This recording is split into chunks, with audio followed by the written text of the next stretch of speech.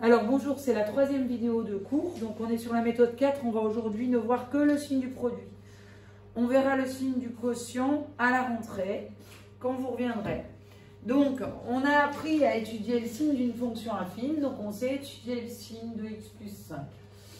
On sait étudier le signe de moins x plus 3. Maintenant on va apprendre à étudier le signe d'un produit qui nous donnera par la suite le signe d'un polynôme du second degré. Parce que si je développe, on s'aperçoit que ça fait moins x carré, moins 5x plus 3x, donc moins 2x plus 15. Donc on pourra commencer à étudier le signe d'un polynôme du second degré. Alors, on va donc avoir besoin du signe de la fonction affine qui a x associe x plus 5, du signe de la fonction affine qui a x associe moins x plus 3, et on pourra en déduire le signe du produit. Donc pour ça, on va faire un tableau qui comporte du coup 4 lignes.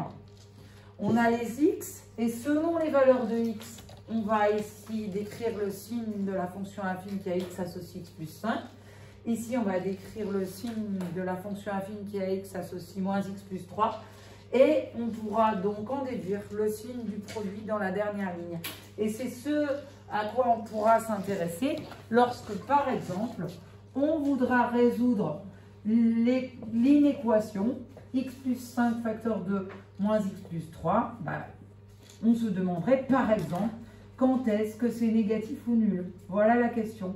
On n'aura plus qu'à lire le résultat dans le tableau de signes. Donc, première chose, signe de x plus 5. Alors, vous allez vous débrouiller avec ce grand tableau par la suite, mais on peut encore utiliser nos petits anneaux.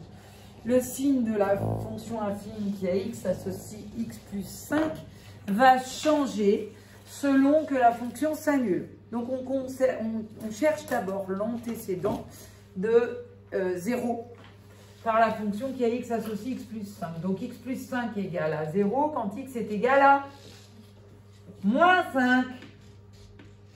Ensuite, donc là, la fonction s'annule. Moins 5 plus 5, 0. Ensuite, c'est une fonction qui est sens de variation. Il y a quoi devant le x? A égale 1, positif, fonction croissante, la droite monte, et la fonction s'annule en moins 5. Donc, on a une fonction croissante, elle conserve l'ordre. Lorsque x est plus petit que moins 5, le signe de x plus 5 est négatif. Et lorsque x est plus grand que moins 5, le signe de x plus 5 est positif. Ça, nous allons le résumer dans le grand tableau après. Mais encore faudrait-il savoir quand est-ce qu'ici, ça s'annule. Pour pouvoir placer ensuite les nombres qui annulent la fonction, les deux fonctions, dans le tableau dans le bon ordre. Du plus petit vers le plus grand. Donc je regarde aussi quand est-ce que x moins x plus 3 est égal à 0. Donc, moins x plus 3 est égal à 0. Moins x plus 3 est égal à 0 lorsque x égale 3. Vous pouvez le faire dans votre tête, mais faites bien attention à ne pas vous tromper. On place la valeur qui annule la fonction affine. Et ensuite, on s'intéresse à la variation de la fonction. C'est une fonction qui est décroissante car on a a qui est égal à moins 1 qui est négatif. Donc cette fonction décroissante, elle inverse l'ordre. Quand on va des petits vers les grands, on va passer d'images positives aux images négatives. En effet, la droite descend, la fonction s'annule en 3. Donc les images sont positives pour tous les x plus petit que 3, puis négatif. Donc, ces deux tableaux, on va les résumer en un dans le grand tableau qui est là. Donc, au début, vous pouvez faire deux tableaux. Et on va devoir déjà mettre les deux valeurs qui annulent chacun des deux facteurs. Donc, on a moins 5 et 3. On les place bien dans l'ordre croissant dans le tableau. Donc, on va avoir une valeur qui annule le produit qui va être moins 5. Et on va avoir une deuxième valeur qui est 3. On s'intéresse au signe de x plus 5. X plus 5 s'annule en x plus 5 s'annule en moins 5. Donc, moins 5 est un antécédent de 0 par cette fonction. Ensuite, le signe de x plus 5 est d'abord négatif, puis positif.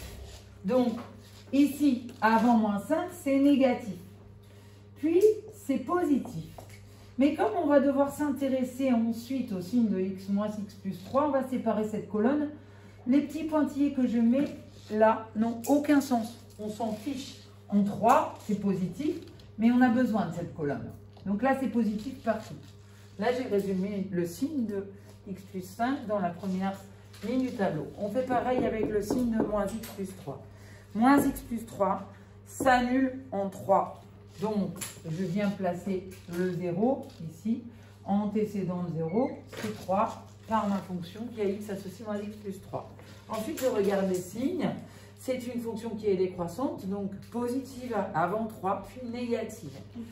Donc, on a effectivement un plus qu'on pourrait mettre ici, mais vous allez voir qu'on va avoir besoin de cette colonne. Donc, on va écrire plus, plus et moins. Et ça, on s'en fiche. La valeur en moins 5 est positive de toute façon. Finalement, le signe de x plus 5 facteur de moins x plus 3. Donc, ça va être un polynôme du second degré qui va changer de signe. Vous voyez que si on prend un nombre plus petit que moins 5, le facteur x plus 5 va être négatif. On va obtenir un nombre négatif et le facteur moins x plus 3 va être positif. Si je multiplie ces deux facteurs ensemble, ça fait un nombre qui est négatif. Produit d'un négatif par un positif, c'est négatif. Ensuite, on s'intéressera à ce qui se passe ici. Après, on a le produit de deux nombres qui sont positifs. Donc, le résultat sera positif. Et ensuite, on s'intéressera à ça après, on a le produit d'un nombre positif avec un nombre négatif. Donc, le résultat du produit sera négatif.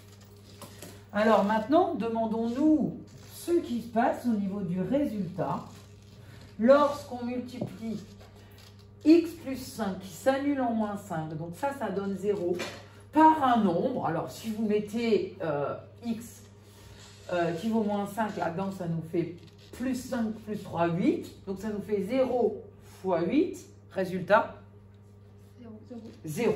Évidemment, un produit de facteurs s'annule si l'un des deux facteurs s'annule. Si on a ici le résultat de 0, 0 fois n'importe quoi d'autre, ça fera toujours 0. Même chose ici. Le signe de x plus 5, il est positif. Ça nous donne 8 si x vaut 3. Mais en revanche, si x vaut 3 ici, le facteur s'annule. Donc on aura quelque chose multiplié de positif multiplié par 0. Le résultat sera 0. Eh bien oui, le produit de facteurs ici va s'annuler en moins 5 et en 3. Et bien maintenant, on est capable de répondre à la question. Quand est-ce que x plus 5 facteur de x moins 3 est négatif ou nul? Alors, ça se trouve où dans le tableau? Pour les x. Alors, on cherche où le résultat est négatif. Donc, ça se passe lorsque x est inférieur ou égal à 5, ou moins 5, ou si x est supérieur ou égal à 3. Voilà. Alors maintenant, on répond en termes d'intervalle. Donc l'ensemble des solutions est, alors vous pourriez répondre comme ça, un grand S. Attention, x inférieur ou égal à moins 5, on va de moins l'infini jusqu'à moins 5. Donc, ouvert en moins l'infini toujours, point virgule, fermé en moins 5. Alors pourquoi fermé en moins 5? Parce que j'ai pris les zéros. Si je ne prenais pas les zéros, si c'était strict, j'aurais ouvert en moins 5. Et là, je mets un symbole de réunion. C'est mon ou qui est là. Et je mets donc l'intervalle. J'ai le droit de prendre le 0. À partir de 3, je prends le 3, donc jusqu'à, ici on a plus l'infini, qui n'est pas atteignable, donc j'ouvre en plus l'infini. Voilà Quand est-ce que x plus 5 facteur de moins x plus 3 est négatif ou nul? On aurait pu répondre à la même question. X plus 5 facteur de moins x plus 3 est positif entre moins 5 et 3. Voilà. Ce cours est terminé. Je vous souhaite de bonnes vacances. Vous avez du travail. En l'occurrence, les tableaux de signes de x plus b. Et donc, essayez de faire le signe du produit. Et on en reparle après les vacances. Vous avez aussi une fiche sur la factorisation à faire ainsi que votre cours.